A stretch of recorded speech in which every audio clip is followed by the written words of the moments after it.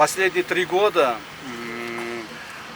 по нашей борьбе с экономическими преступлениями, коррупционными проявлениями и борьбе с ОПГ поступило в нашу казну нашей страны наличными денег где-то около 40 миллиардов сомов, а всего имуществами, землями, всеми другими мы вернули государству приблизительно. Сейчас мы будем еще уточняться и будем выводить, потому что ежедневно этот вопрос обновляется. Приблизительно около 100 миллиардов сомов. Это где-то больше миллиарда долларов. Так?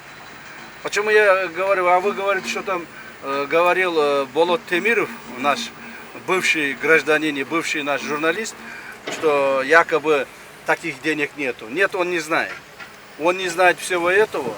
Такие журналисты, как он, подобные журналисты, находят лишь бы такие негативные вопросы, негативные какие-то там явления и со всеми правдами, неправдами вкладывает в общество, убеждая наше общество тем, что те цифры, которые мы выдаем, это неправда. Нет, это не так. Это он не знает никакой информации. Я скажу вам, последний день, вчерашний день, сколько мы вернули государству богатство. Вот, например, вчера мы вернули в центре нашего Бишкека по улице Фрунзе двухэтажное здание историко-культурное, да? Исторически-культурное как бы значение такого здания стоимостью около 200 миллионов сомов. Вчера мы вернули еще стадион в Араванском районе. Половину стадиона забрал бывший, оказывается, депутат, 4-жды избранный. Стоимостью где-то около 350 миллионов сомов.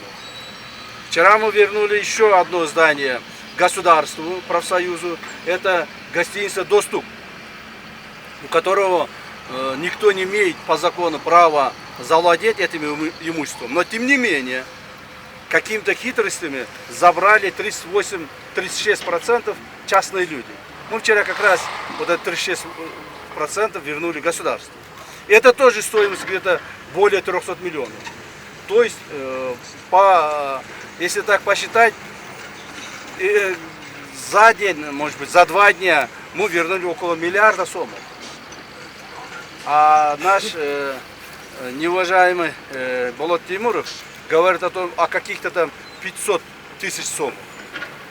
Понимаете? Поэтому я бы хотел, что журналисты, особенно наши журналисты, уважаемые журналисты, чтобы выдавали обществу достоверные информации, достоверные цифры, чтобы люди могли довериться вам. Почему в последнее время люди не доверяют журналистам? Да потому что, чтобы они, гоняясь за горячими какими-то новостями, выдают неправильную информацию. А потом эта информация через... люди, конечно, читают сейчас очень много интернетов, получают информацию, но сейчас они получают час, 2, 3, это возбуждает эта информация.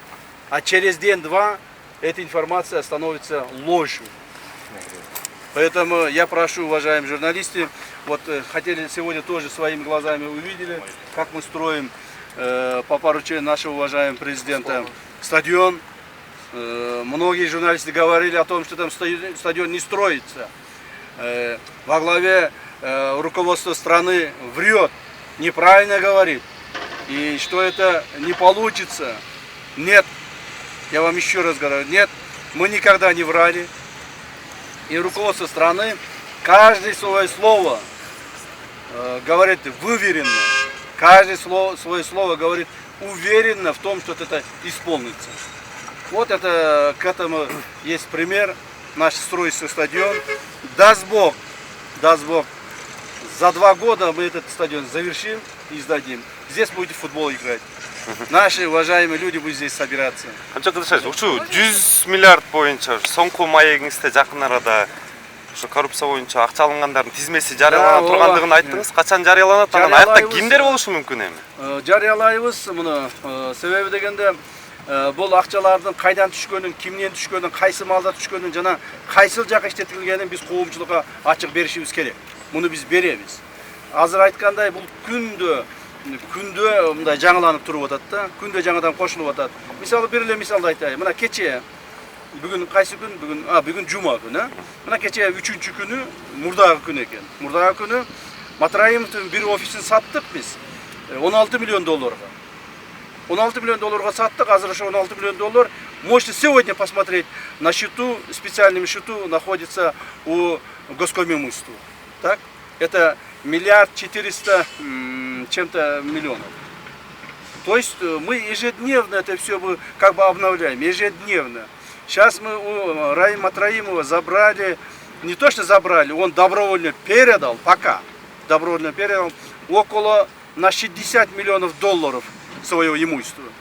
Но я думаю, по моим как бы расчетам, по нашим расчетам, которые мы сейчас работаем, с ними уже долго мы работаем, где-то с него мы должны забрать его имущество, перечень, который у нас имеется, через судебные органы, через добровольные передачи, где-то приблизительно около 200 миллионов долларов мы должны у него забрать. И этот процесс продолжается, этот процесс будет идти. Так? В конце концов, те имущество, которое он перепродал нескольким людям, якобы перепродал или там переоформил, тоже будем забирать. Это все будет завершаться через судебные органы. Вот, например, по Матраиму какой-то информации. По имуществу Кульбаева также работа ведется. По нему также добровольная передача информации, то есть передача имущества, тоже имеется большие суммы. Вот сейчас мы сегодня уже, как раз сегодня пятница, передаем дело по расследованию имущества и дело по мафии Кульбаева в суд, судебный орган. Я думаю, через месяц-другой эти имущества тоже перейдет государству. То есть таким образом мы сейчас собираем все эти данные, все эти информации. Обязательно вас, общественность, будем проинформировать. Можно вопрос? Вы же только что сказали про 100 миллиардов, а до этого Минфин информировал о том, что бюджет борьбы с коррупцией поступило 20 миллиардов. Почему такая разница в сумме? Нет, разницы нет здесь. Минфин говорит только о тех средствах, которые поступают через налоговые или через таможенные органы. Я вам еще раз говорю.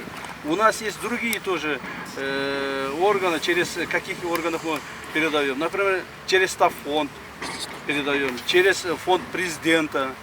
И, например, тот же ГИКу также. Вот, например, Джалабадскому ГИКу, Джалабад, который сейчас строится. Сейчас очень много домов в Джалабаде строится. Где-то около на 3,5 тысячи квартир строится в Джалабаде. Туда передаем около 100 миллионов долларов. Так? Это около 10 миллиардов сомов. То есть таким образом ежедневно эта информация обновляется.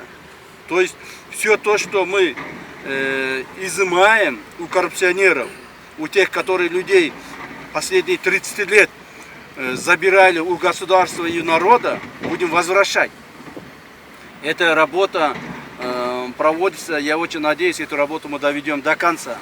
Отныне ни один чиновник, ни один какой-нибудь бандит или какой-нибудь криминальный авторитет у государства, у народа ни одной сотик земли не будет брать. Пусть попробует этого делать. А по борьбе ОПГ сами видите свидетелями, уважаемые журналисты, что в нашей стране я говорил о том, что ОПГ не будет. И точно так же не будет ОПГ. Уже нету их. Если кто-нибудь где-нибудь каких-нибудь ОПГшников видели или там организационных их действий видели, пожалуйста, сообщите нам. ОПГшников нету. А с коррупционерами мы будем разбираться. Сейчас разбираемся и до сих пор будем разбираться. И до конца года я очень надеюсь, что многих коррупционеров уже или окажется за решеткой, или добровольной передачей своих имущества государству будет. А как сегодня продвигается дело по братьям Матраимовым? Я же говорил, по Матраимову сейчас мы расследование ведем. Так, по Матраимову ведем расследование. Его трое братьев находятся вообще один на одного возбуждено уголовное дело по статье злоупотребления должностным положением, двоим другим возбуждено дело по статье легализация имущества. Так? И они находятся вообще, это расследование продолжается, а по самому Раиму Матраимову, он находится у нас, в СИЗО ГКМБ в городе Бишкек, тоже по нему ведется конкретная работа сейчас, расследование. Я думаю, в скором времени мы передадим. Их как бы дела несложные дела. Они что делали? Они крали у государства. Мы это давным-давно собирали справки. Теперь суд передадим, и через суд мы будем изымать их имущество. А бул иште Искендер Матраимовдун дагы фигурант катары өтөдө же ал киши Жоқ, иштешеси жокпу? Искендер Матраимов боюнча ешкандай bizde он не является нашим фигурантом уголовного дела, но по ним тоже есть информация, будем работать.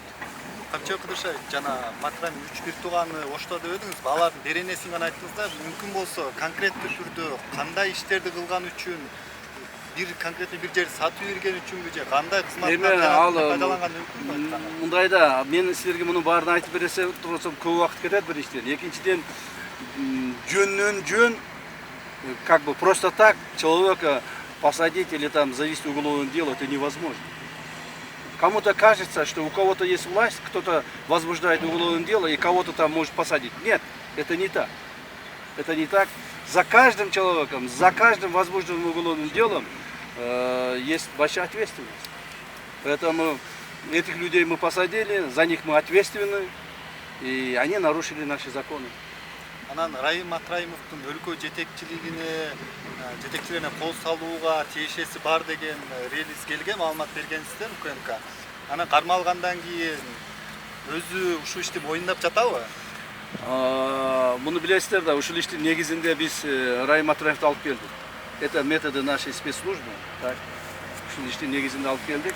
А те бандиты, которые там прибыли в нашу страну для совершения преступления, из другой страны там 5 человек, они сейчас находятся у нас, проводятся расследование. Я очень надеюсь, что они тоже положат свой слог. Матраим мойындады Эми азыр мен да жөнөткөнмүн, анан ушундай кылдым деп мойындай элек, конечно. Но это расследование покажет.